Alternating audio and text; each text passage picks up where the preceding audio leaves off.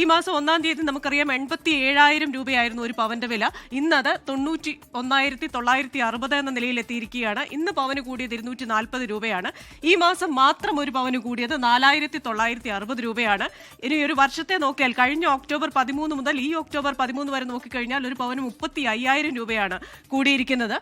$460 ഔൺസിന് രാജ്യാന്തര നിലവാരത്തിൽ സ്വർണത്തിന്റെ വിലക്കയറ്റം ഈ വർഷം ഇതുവരെ 55%. ഇനി ഞാനാണോ മുന്നിൽ നീയാണോ മുന്നിൽ എന്ന നിലയിൽ വെള്ളിയും തൊട്ടു പിന്നാലെയല്ല.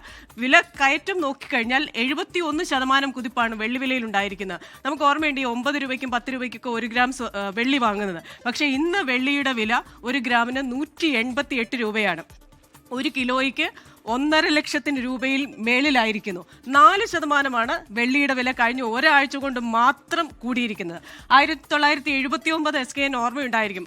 ആ വർഷം അമേരിക്കയുടെ സപ്പോർട്ടിലുള്ള ഇറാനിലെ ഷാ ഭരണകൂടത്തെ അട്ടിമറിച്ച വർഷമാണ്. ഒരുപാട് പ്രതിസന്ധികൾ ലോകത്തുണ്ടായിരുന്ന വർഷമാണ്.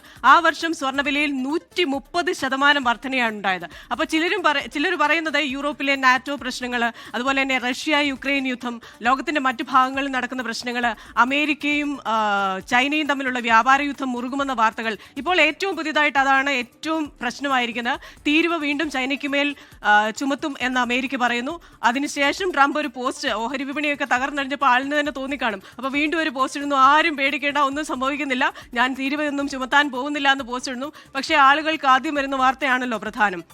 അതാണ് സ്വർണ്ണവിലയിൽ ഒരു ഉയർച്ച ഉണ്ടാകാൻ കാരണം. അപ്പോൾ ഈ 1979 പോലെയാകുമോ സ്വർണത്തിന്റെ കേസിൽ 2025 എന്ന് ചോദിക്കുന്ന സാമ്പത്തിക വിദഗ്ധരുണ്ട്. അങ്ങനെയാണെങ്കിൽ സ്വർണ്ണവില പിടിച്ചാൽ കിട്ടാത്ത ഉയരത്തിലേക്ക് പോകും.